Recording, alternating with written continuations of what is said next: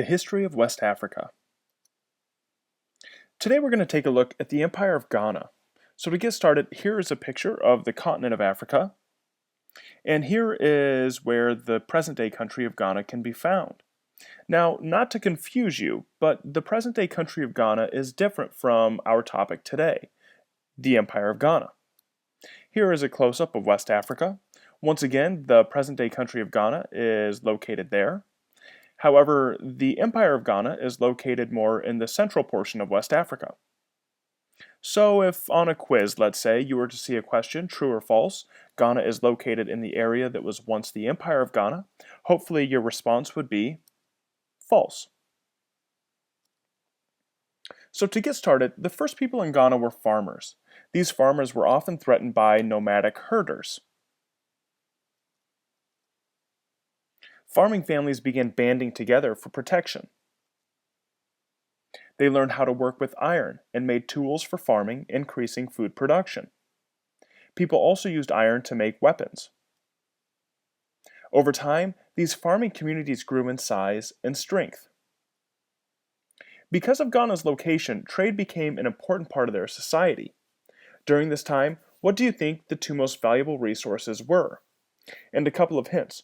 One of them is still very valuable today, and the other one you might use on a daily basis to make your food taste better.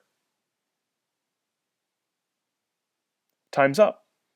The first resource is gold, and the second resource, believe it or not, is salt. Gold came from the Gulf of Guinea. Salt came from the Sahara in the north. People wanted gold for its beauty, but salt was needed to survive. Plus, it was used to preserve foods. In some cases, salt was even used as a form of currency. Quick review. When discussing the Empire of Ghana, what location are we talking about? Location A or location B? Correct answer is location A. Now, the main reason that we need to take a look at the Empire of Ghana is the practice of silent barter. Let's begin by defining the term silent. A dictionary definition would be marked by absence of noise or sound. Some synonyms for the word silent might include quiet, speechless, soundless, or mute. Now let's take a look at the second half of silent barter. How would you define the term barter? Well, barter means to trade goods or services without the exchange of money.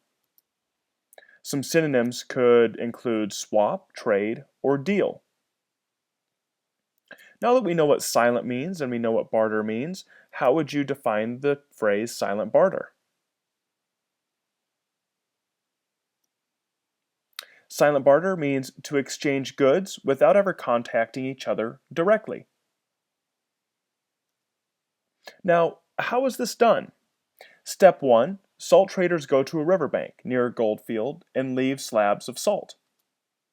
Before leaving the river, the salt traders would beat a drum, telling the gold miners that trading has begun. Then they move several miles away and wait for gold miners to respond. Step 2. Gold miners would travel to the riverbank and leave what they consider to be a fair amount of gold in exchange for the salt. Like the salt traders, they would beat the drum and move back several miles so the salt traders can return. Step 3. The salt traders would return to the riverbank, and if they were happy with the amount of gold offered, they would beat their drum, take the gold, and leave. And lastly, the gold miners then would return to collect their salt. Now, it seems like a lot of work to trade two items, so why the silent barter system? There's a couple of good reasons why. First off, silent barter made sure that trade was conducted peacefully. This system also kept the exact location of the gold mines secret. And lastly, it eliminated any language barriers that might have existed.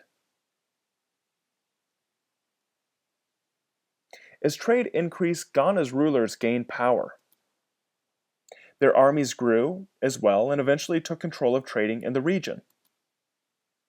In time, all the trading that took place between northern and southern Africa went through Ghana. Ghana's army protected trade routes from bandits and trade flourished. Along with trading gold and salt, wheat came from the north and sheep, cattle, and honey came from the south.